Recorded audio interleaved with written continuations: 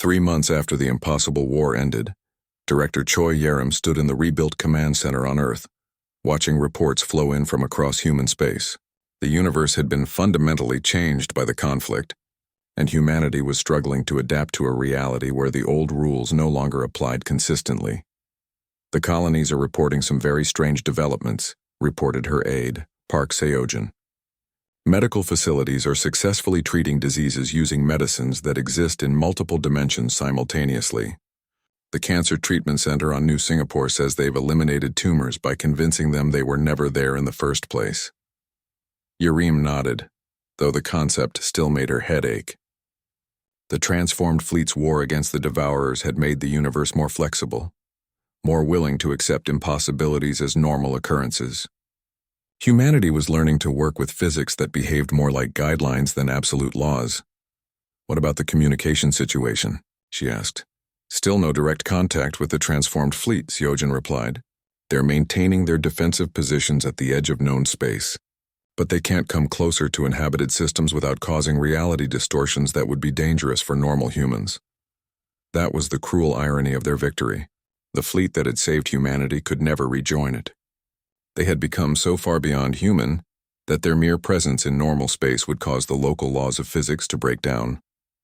On the frontier world of Kepler 438b, Colonial Administrator Kim Woo-bin was dealing with the practical challenges of governing a society where impossible things happened regularly.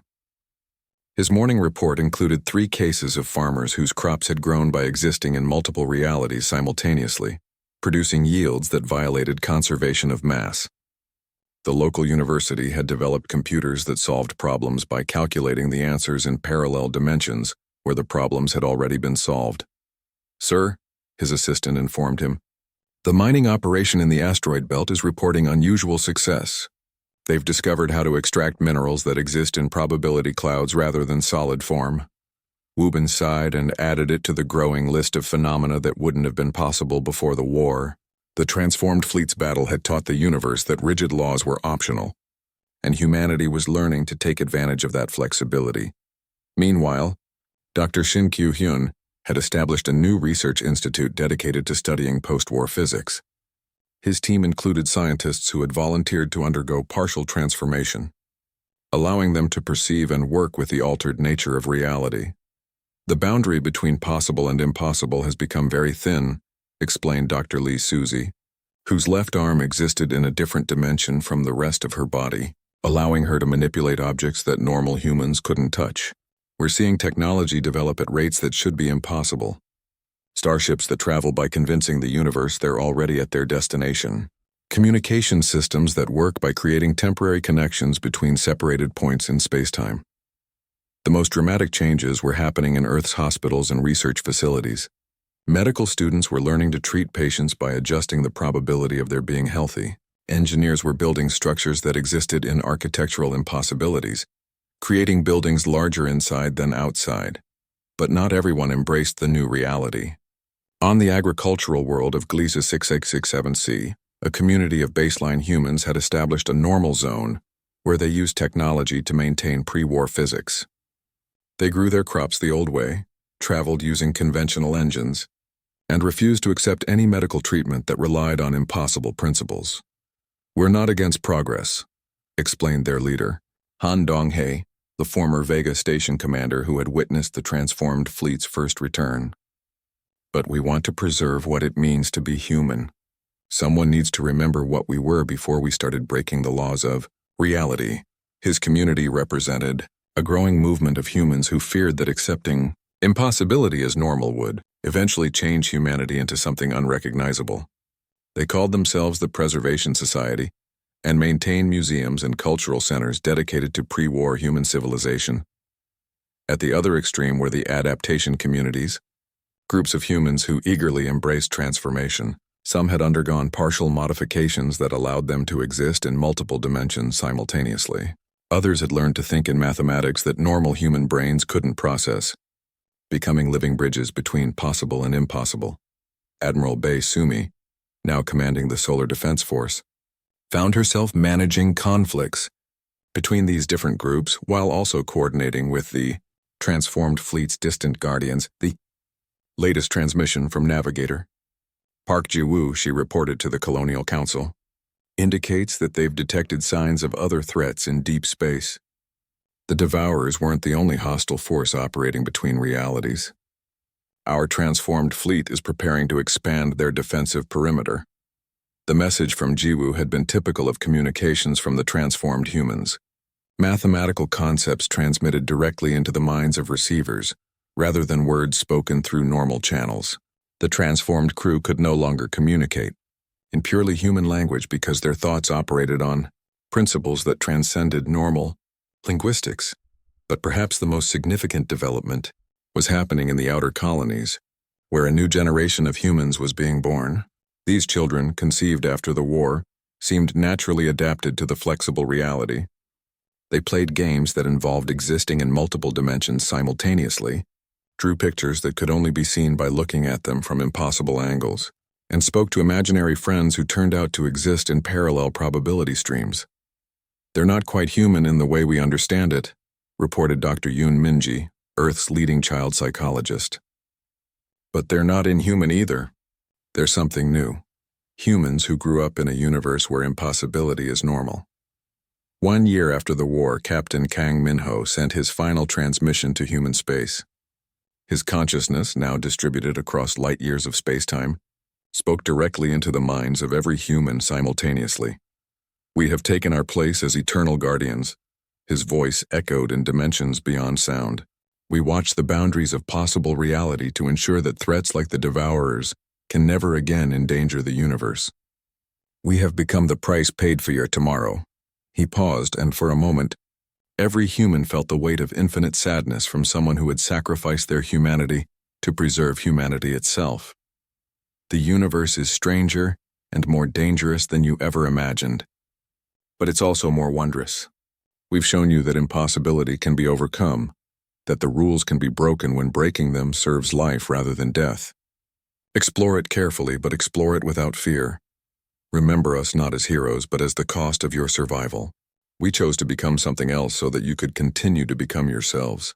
As his transmission faded, the transformed fleet took their final positions at the very edge of reality, becoming living barriers between normal space and the impossibilities that lurked beyond. They had become myths while still alive, legends that protected humanity from threats that existed in the spaces between nightmares. Humanity faced an uncertain future, in a universe where the impossible had become possible. Some would choose to remain human in the traditional sense, preserving the old ways and the old understanding of reality. Others would embrace transformation, becoming something new and strange and wonderful. But all of them would live in the shadow of the Third Exploration Fleet's sacrifice, protected by guardians who had given up their humanity, so that humanity itself could endure. The war was over, but the story of what humans could become was just beginning. In the depths of space, at the boundaries where reality became negotiable, the transformed fleet maintained their eternal vigil. They were no longer human, but they were still humanity's children, watching over a species that would never again be limited by the merely possible. The main Devourer force arrived not as ships, but as the absence of everything that made existence possible. Dr. Shin Kyu-hyun watched from Earth's command center as his instruments tried to measure something that couldn't be measured. The aliens weren't just crossing space, they were unmaking it as they traveled, leaving behind geometric voids where reality had simply stopped working. "This is impossible," he whispered, staring at readings that hurt his mind to interpret. "They're not moving through space-time. They're convincing the universe that they were always here, and everything else was never here." Admiral Bai Sumi stood beside him, watching tactical displays that showed the approaching nightmare. Entire star systems were flickering out of existence as the Devourer fleet advanced. Not destroyed, not conquered, but erased from the universe's memory as if they had never been born. "How do we fight something that can delete the concept of fighting?" she asked. The answer came from the transformed fleet at Vega, transmitted across impossible distances by methods that shouldn't work. Admiral Lee Sunho's voice carried harmonics that resonated in dimensions beyond human perception. "You don't fight them," he said. "You become something they can't delete. Watch and learn." What followed was a war beyond anything humans had ever imagined. The Devourers attacked by erasing the mathematical principles that allowed matter to exist. In response, the transformed human fleet began existing as pure mathematics, consciousness without substance. When the aliens tried to delete the concept of resistance, the humans became resistance itself, the living embodiment of the refusal to surrender. Captain Kang Minho's ship, now stretched across multiple realities, fired weapons that had been crafted from crystallized paradox. The bullets didn't travel from gun to target. Instead, they convinced causality that the target had always been shot. Devourer ships tried to dodge attacks that had already happened in the past, creating temporal loops that trapped them between moments. "My God," whispered Communications Officer Kim Nari from Earth's command center. "They're fighting with impossibility itself." The battle spread across hundreds of light years as both sides deployed weapons that redefined the nature of existence. The Devourers brought machines that could delete abstract concepts like hope and courage from entire populations. Planets filled with humans suddenly found their inhabitants unable to remember why they had ever resisted anything. But the transformed fleet had learned to weaponize abstract concepts too. They fired shells of pure determination that restored deleted hope. They deployed defensive screens made of crystallized human stubbornness that refused to acknowledge defeat, even when faced with mathematical proof of their own destruction. Navigator Park Ji-woo, his consciousness now distributed across 17 different realities, coordinated attacks that happened in reverse chronological order. Human ships attacked Devourer reinforcements before those reinforcements had decided to join the battle, creating causality loops that convinced the alien ships they had already lost before fighting began. "This isn't war," Dr. Kyu-hyun said, watching his instruments record impossible events. "This is a conflict between different interpretations of what existence means." He was right. The Devourers represented a universe where entropy had won completely, where the natural tendency toward disorder had become a conscious force. They fought by convincing reality that chaos was the only truth, that all order was temporary illusion destined to collapse. The transformed humans fought back by embodying the opposite principle. They had become living proof that consciousness could create order from chaos, that hope could exist even in the face of mathematical certainty of defeat. Every impossible victory they achieved made the universe a little more willing to believe in impossible. Victory's chief engineer Yoon Tail demonstrated this when a Devourer ship tried to erase him by deleting the concept of engineering from reality. Instead of ceasing to exist, he became the concept of engineering itself, a living embodiment of humanity's drive to build and create.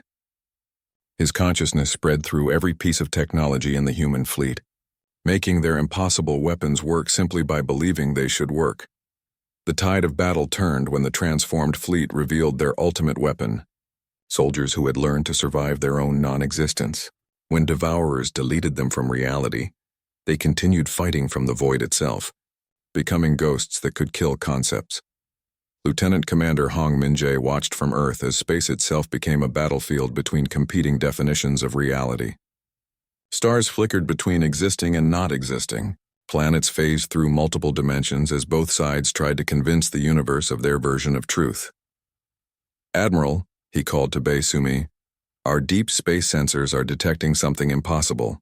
The transformed fleet is winning by losing. Every time the Devourers delete one of their ships, that ship becomes more powerful." It was true. The human vessels had learned to treat deletion from existence as just another form of combat damage. Ships that had been erased from reality continued fighting as concepts, pure ideas with the power to affect the physical world. They had become immune to the Devourer's ultimate weapon by accepting it and continuing to exist. Anyway, the final phase of the battle began when both sides deployed weapons that attacked the fundamental structure of reality itself. The Devourers tried to convince the universe that mathematics was inconsistent, that logic contained contradictions, that existence itself was impossible. The transformed human fleet responded by becoming living proof that impossible things could exist anyway.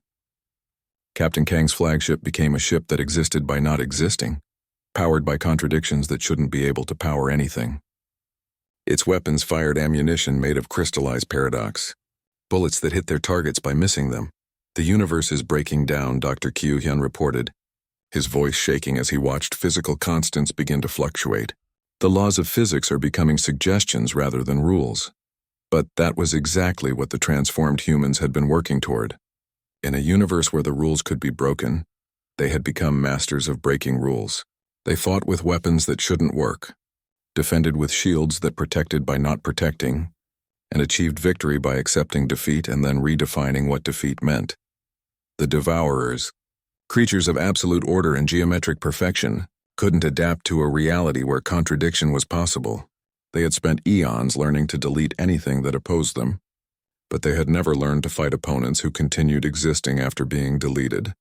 One by one, the geometric alien ships began to retreat, but not through space. They retreated into dimensions where their version of reality still made sense, sealing themselves away from a universe that had become too chaotic for their kind of existence. As the impossible war ended, the transformed human fleet spread defensive barriers across hundreds of light years, creating zones where the old physics still worked normally. They had won, but at a cost that changed the fundamental nature of existence itself. "It's over," came Admiral Sunho's transmission to Earth. "The Devourers are contained, sealed away in dimensional prisons that exist outside the concept of time. But the victory came at a price. We can never return to normal space without unraveling the fabric of local reality. The war was won, but humanity faced a new challenge, learning to exist in a universe where impossibility had become possible, where the price of survival had been the transformation of reality itself." Director Choi Yerim had traveled 43 light years to reach the transformed flagship, but the journey felt like crossing between different universes. Her transport ship had to be specially modified just to dock with the Determination, because the massive vessel existed in several dimensions at once.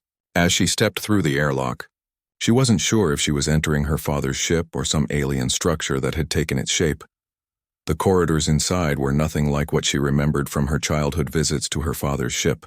The walls seemed to be made of living crystal that pulsed with soft light. The floor felt solid under her feet, but she could see through it into vast spaces that shouldn't have been able to fit inside the ship's hull. Strange symbols flowed along the surfaces like text written in mathematics itself. "Director Choi," came a voice from everywhere and nowhere at once. "Your father is waiting for you in what used to be the bridge." She couldn't see who had spoken. The voice seemed to come from the ship itself, as if the walls and floors had learned to talk. Following the gently glowing path that appeared in the crystal floor, she made her way deeper into the vessel. What she found in the bridge area made her stomach turn. Her father was there, but he was also not there.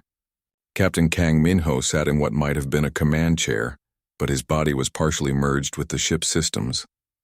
Cables that looked more like living vines connected his arms and legs to control panels that seemed to grow out of the floor.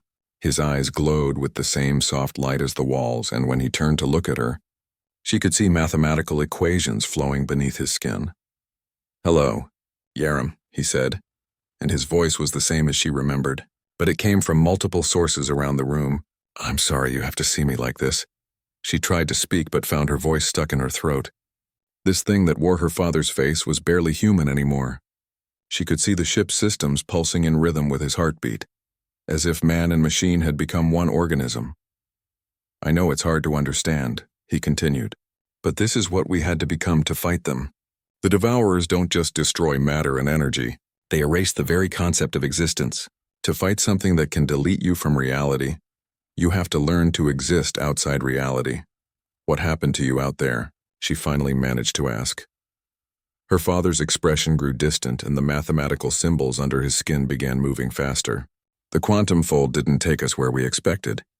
It scattered us across parallel realities, dimensions where the Devourers had already won. We found worlds where every star had been turned into geometric void, where entire galaxies existed only as mathematical concepts."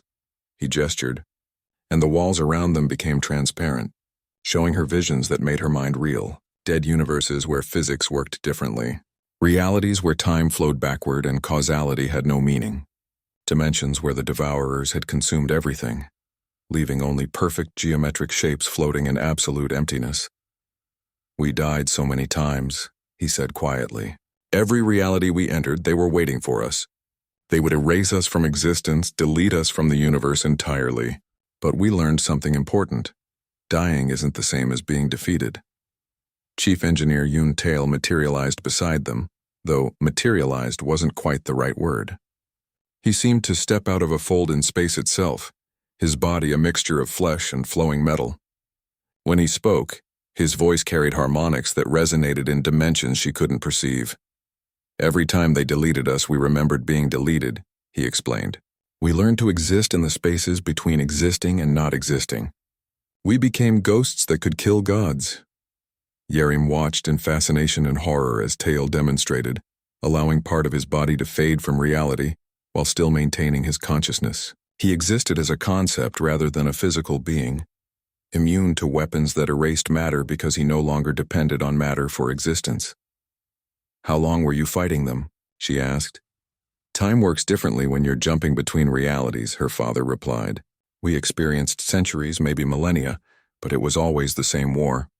The Devourers consume everything, not just matter and energy, but possibility itself.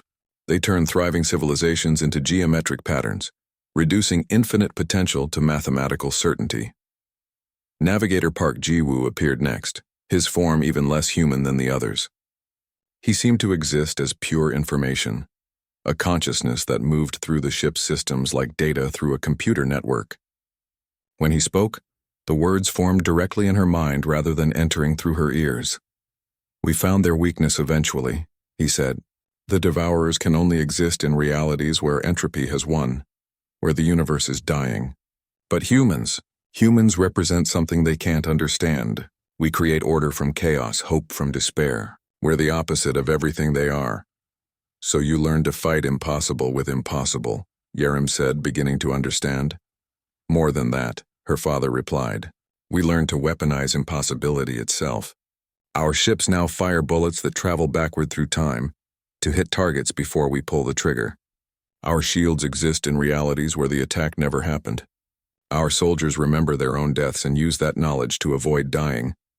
The bridge around them shifted, and suddenly she could see the ongoing battle outside. Devourer ships were trying to delete sections of spacetime, but the human fleet was fighting back with weapons that shouldn't exist. Ships that fired concepts rather than energy beams, torpedoes that exploded in the past to prevent targets from ever being built, defensive barriers made of crystallized probability. The main Devourer force is coming. Admiral Lee Sunho's voice echoed through the chamber, though she couldn't see him. They're bringing technology that can erase entire star systems from ever having existed. The battle at Vega was nothing compared to what's approaching. Can you stop them? Yerim asked, her father's glowing eyes fixed on hers. We can try, but the cost will be everything we once were. To save humanity, we had to stop being human. To preserve your reality, we had to step outside reality entirely. She looked around at these beings who had once been her father's crew. They had sacrificed their humanity to gain the power to fight the impossible. They were ghosts now, concepts with consciousness existing in the spaces between life and death. There's something else, Tail said, his metal flesh form shifting uncomfortably. The war changed us, but it also changed the universe around us. Every time we broke a law of physics, we made it a little easier to break that law again. Every impossible thing we did made the next impossible thing slightly more possible. What does that mean? She asked. It means the universe is becoming more flexible, her father explained. Reality is learning that the rules can be bent. Humans back in normal space are already developing technologies that shouldn't work according to the old physics. Medicines that exist in multiple dimensions. Computers that calculate using impossible mathematics. Starships that travel by convincing the universe they're already at their destination. Yerim felt a chill as she realized the implications. You didn't just change yourselves. You changed the fundamental nature of reality. We had to, Jiwoo's voice whispered in her mind. The old universe couldn't survive what's coming. So we made it stronger, more resistant to being deleted. But the price was making everything a little less real. A little more like a dream that physics is having. Outside the transformed ship, space itself was beginning to change as the main Devourer force approached. Stars flickered like candles in the wind. Planets became transparent, existing only as probability clouds. The geometric aliens were bringing weapons that could erase the concept of existence itself. But the transformed human fleet was ready. They had become living contradictions, beings that existed by not existing, soldiers who fought by remembering their own deaths. They were humanity's children who had chosen to become something else entirely, so that humanity could survive. Tell our people we love them, her father said as alarms began sounding throughout the impossible ship. Tell them we became monsters so they could remain human. The Vega system had been humanity's furthest colony for 15 years. It wasn't much to look at. A red dwarf star with 3 rocky planets and an asteroid belt that provided rare minerals for Earth's industries. The monitoring station above Vega Prime housed only 43 people, mostly scientists and communication specialists who kept watch on the edge of human space. Station Commander Han Dong-hae was drinking his morning coffee when the universe started to tear apart. "Commander," sensor specialist Lee Suzy called from her station. "I'm reading massive gravitational disturbances throughout the system." Dong-hae set down his coffee and moved to the main display. What he saw made his blood freeze. Space itself was rippling like water, and in the center of the disturbances, reality was beginning to split open. Through the tears in space-time, he could see something that hurt his eyes to look at directly. Swirling colors that didn't belong in normal space, and shapes that seemed to exist in too many dimensions at once. "Get me a connection to Earth immediately," he ordered. "Priority 1 emergency transmission." But before Communications Officer Kim Woo-bin could establish the link, something began to emerge from the tears in reality. Ships, but not like any ships that humans had ever built. They were familiar in basic shape. He could recognize the outline of human starship design. But they had been changed into something alien and magnificent. The first ship through was enormous, easily 10 times larger than it should have been. Its hull seemed to shift between solid metal and flowing energy, and strange symbols glowed along its surface in patterns that made Dong-hae's head ache. Behind it came dozens more vessels, each one transformed beyond recognition. "My God," whispered Suzy. "Commander, I'm reading quantum signatures. These ships, they're registering as existing in multiple dimensions simultaneously." "That's impossible," Dong-hae replied. But even as he said it, he watched the ships perform maneuvers that defied physics. They moved through space as if the normal rules didn't apply to them, folding distance and appearing in new positions without crossing the space between. The lead ship's communication array, if it could still be called that, began broadcasting on all frequencies. The voice that came through was familiar yet changed, carrying harmonics that seemed to resonate in dimensions beyond sound. "Vega Station, this is Navigator Park Jiwoo of the UES Determination. We're sorry for the dramatic entrance, but time is critical." Dong-hae's mouth fell open. Park Jiwoo had been listed among the missing crew of the 3rd Exploration Fleet. That was 40 years ago. But the voice, despite its strange qualities, was unmistakably human. "This is Commander Han Dong-hae. Navigator Park, you've been missing for 4 decades. What happened to you?" There was a pause before the reply came, and when it did, the voice carried a weight of unimaginable experience. "We learned things, Commander. We learned how to fight the things that live in the spaces between realities. We learned how to survive when survival should be impossible. And we learned that the enemy we faced 40 years ago was just the advanced scout." As if summoned by those words, new tiers began opening in space throughout the Vega system. But these were different, darker, filled with geometric shapes that hurt to perceive directly. The same alien structures that had destroyed most of the 3rd Fleet decades ago began emerging. But now there were thousands of them. "All civilian vessels and stations, begin immediate evacuation," came another transmission from the transformed fleet. This voice was deeper, older, and Dong-hae recognized it as Admiral Lee Sun-ho, though like Ji-woo's voice it carried strange harmonics. "Move everything beyond the core systems. We're going to make our stand here." "Admiral, what are those things?" Dong-hae asked, watching the geometric alien ships spread throughout the system like a dark plague. "They call themselves many things in many realities," Sun-ho replied. "We've learned to call them devourers. They consume existence itself, turning vibrant worlds into perfect geometric voids. They've already destroyed 3 galaxies that we know of." The transformed human fleet began moving into position, and Dong-hae watched in amazement as they deployed weapons and defenses that seemed to operate on principles beyond human understanding. Ships stretched barriers of pure energy across light years of space. Other vessels began generating fields that made space itself more rigid, harder for the devourers to manipulate. "How is this possible?" Science Officer Yoon Min-ji asked from her station. "The energy output we're reading should be impossible for ships that size." The battle began without warning. The devourers fired their reality-erasing weapons, the same dark energy beams that had destroyed hundreds of human ships 40 years ago. But this time the human fleet was ready. Instead of being erased, the transformed ships absorbed the dark energy and redirected it into their own weapon systems. What followed was a battle beyond human comprehension. The Devourers tried to delete sections of space-time, but the human ships existed in multiple dimensions and simply shifted to realities where they hadn't been erased. When Devourer ships tried to fold space around human vessels, the humans folded it back, creating geometric knots that trapped the aliens in twisted dimensions. "Commander?" Kim Woo-bin called from his station. "I'm receiving a transmission from Captain Kang Min-ho." The name hit Dong-hae like a physical blow. Kang Min-ho was Director Choi Yerim's father, one of the most famous missing officers from the Third Fleet. His voice, when it came through the speakers, was barely recognizable as human. "Station Commander, you need to evacuate now. What you're seeing here is just the advance force.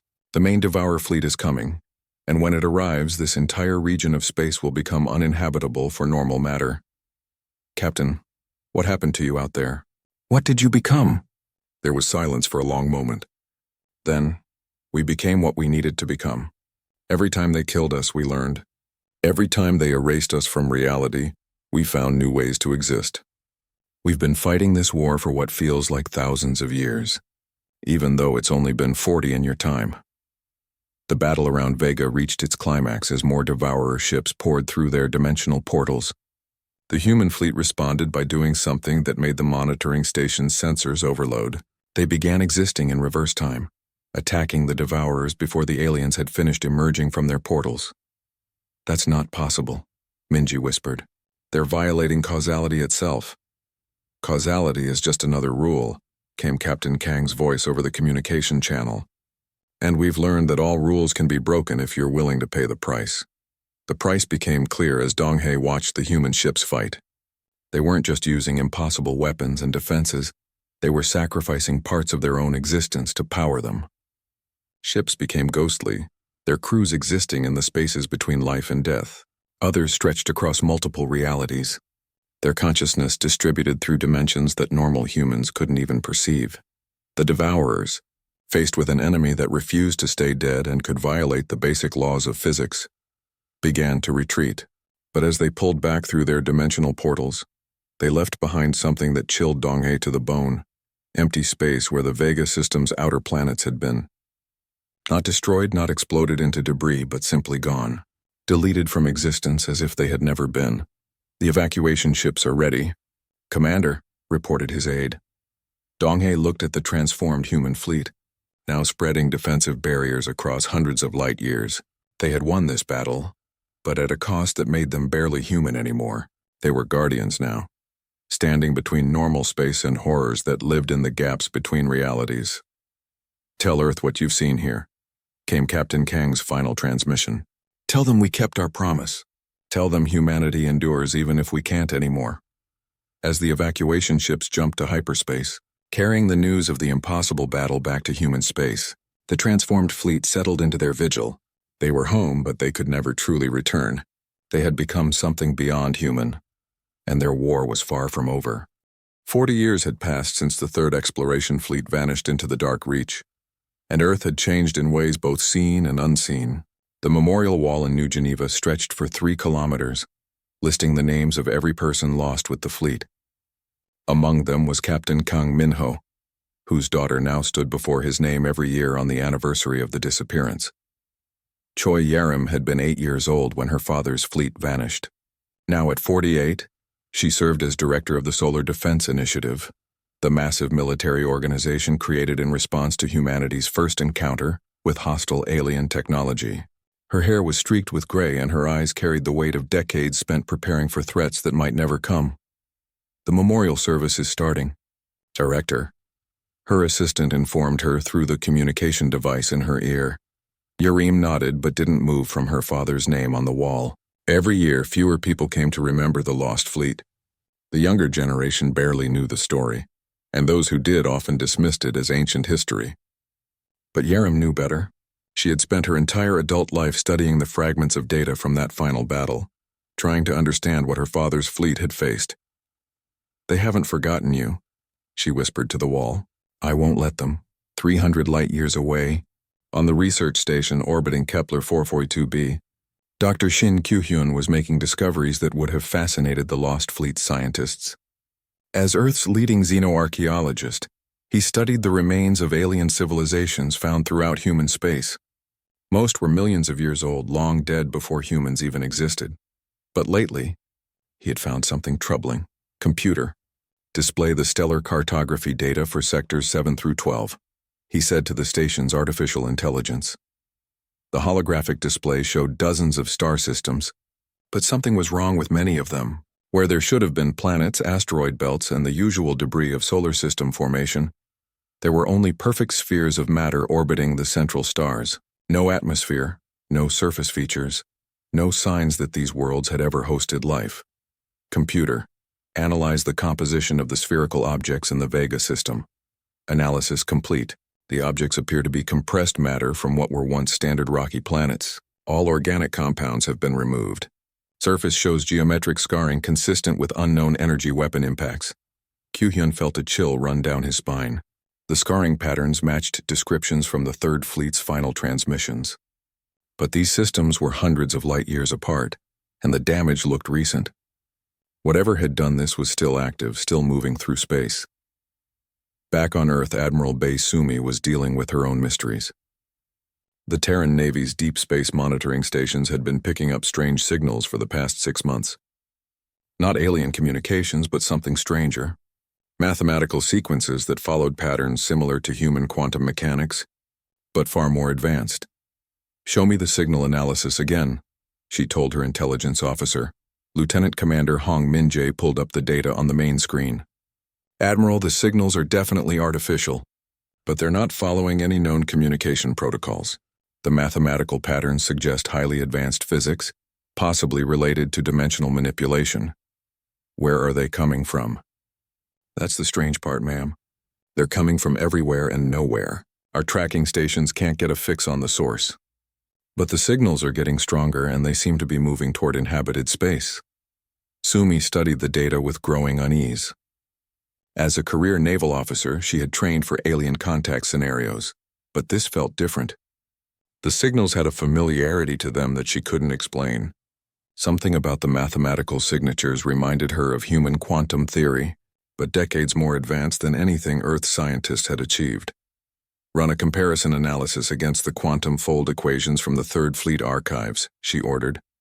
"Admiral, those files are classified at the highest levels," Min-jae replied. "I have the clearance. Do it." 20 minutes later, the results appeared on the screen. The mathematical patterns in the mysterious signals were based on the same quantum principles as the experimental drive that had taken the Third Fleet into the unknown. But they were far more sophisticated, as if someone had spent decades perfecting the technology. On Luna City, in the offices of the Colonial Administration, Director Park Seo-jin was reviewing the latest reports from humanity's frontier worlds.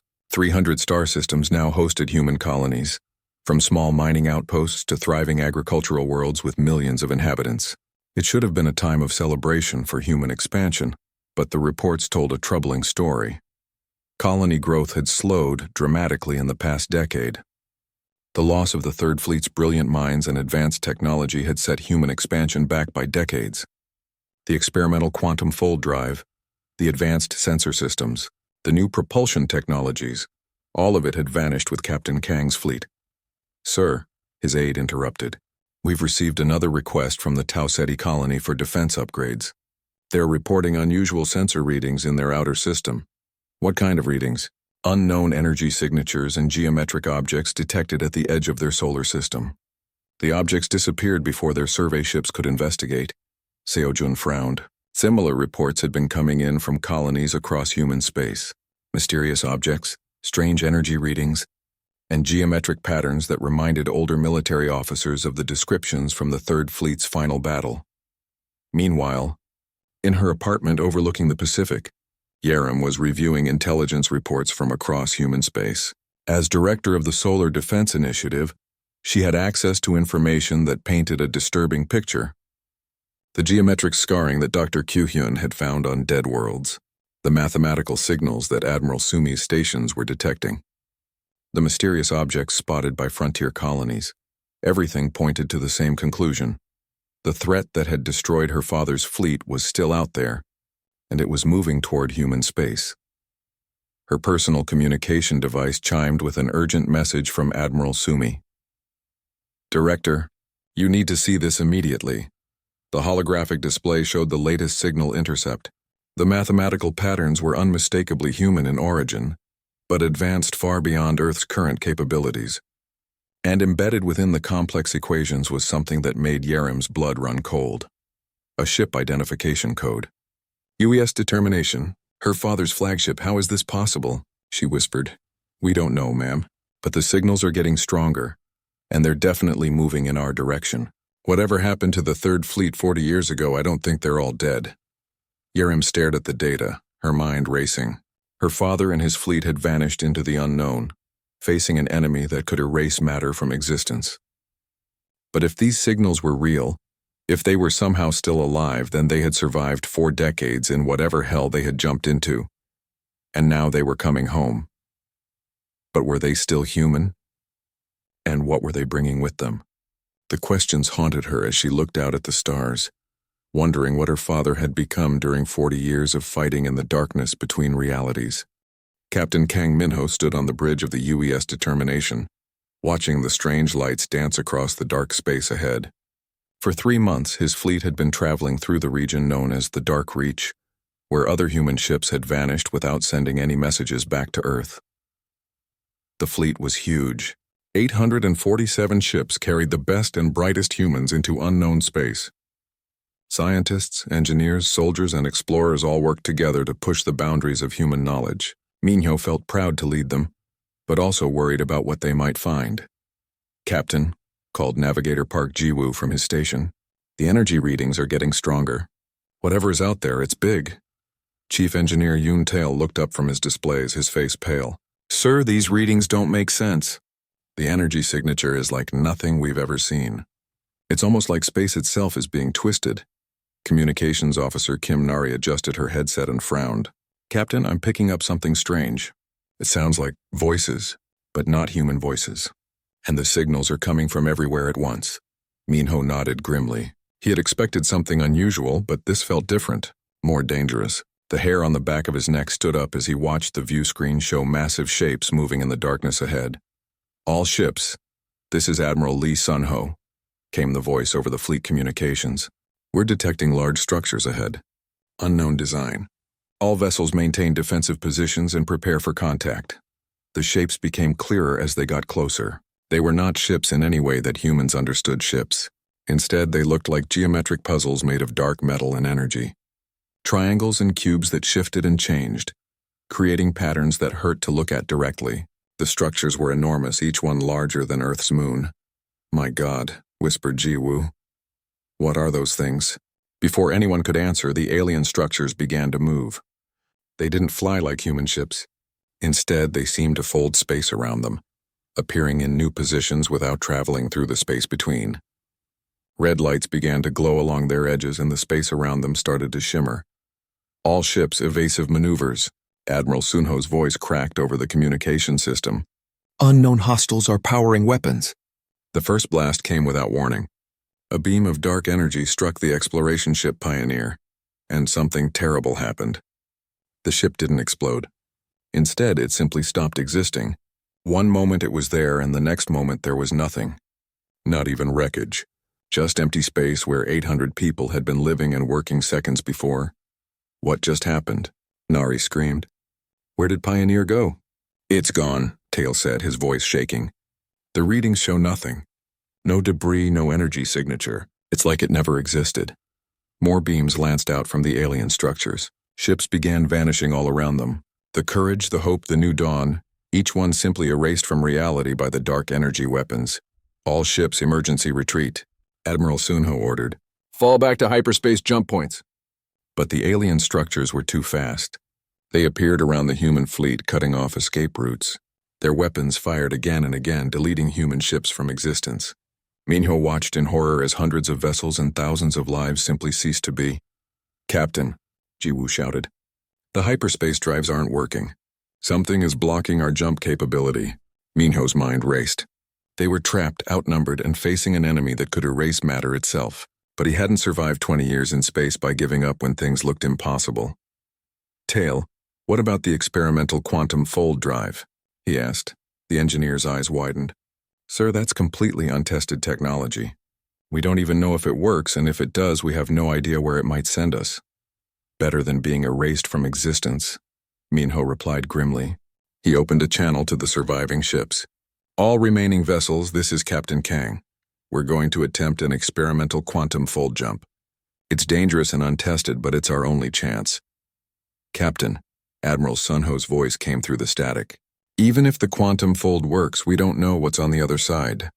We could be scattered across the universe, or worse. Another wave of dark energy swept through the fleet. The heavy cruiser Defiant and 3 escort ships vanished instantly. They were running out of time. Admiral, whatever these things are, we can't let them follow us back to human space, Minho said. Earth, the colonies, billions of people depend on us stopping this threat here. Understood, Captain. All ships, prepare for quantum fold jump on Captain Kang's mark. The alien structures closed in, their weapons charging for what would likely be the final attack. Minho looked at his crew. These people had followed him across the galaxy, trusted him with their lives. Now he was about to take them into the complete unknown. Sir, Nari said quietly, I'm sending a final message to Earth. Minho nodded. Make it count. He watched the tactical display as the remaining ships of his fleet formed up around the Determination. Less than 200 vessels remained from the original 847. So many good people gone, erased as if they had never lived. Quantum fold drive is ready, Tail reported. All ships confirm they're prepared to jump. The alien weapons began to glow again. This was it. All ships, Minho said into his communicator. This is Captain Kang Minho of the 3rd Exploration Fleet. Tell our families we chose to fight the darkness rather than let it follow us home. Humanity will endure. We'll find a way back. He looked at his navigator. Jiwoo, execute quantum fold jump. All ships, yes sir. Quantum fold in 3, 2, 1, mark. Reality twisted around them. Space folded in ways that human minds couldn't understand. The last thing Minho saw before everything went white was the alien structures reaching out with their dark energy, trying to follow them into the fold. Then there was nothing but light and the sensation of falling through dimensions that didn't have names. The 3rd Exploration Fleet vanished from normal space, leaving behind only the geometric alien structures and the empty void where hundreds of human ships had been moments before. On Earth, 43 light-years away, the final transmission was received and recorded. Then there was only silence from the dark reach, a silence that would last for 40 years.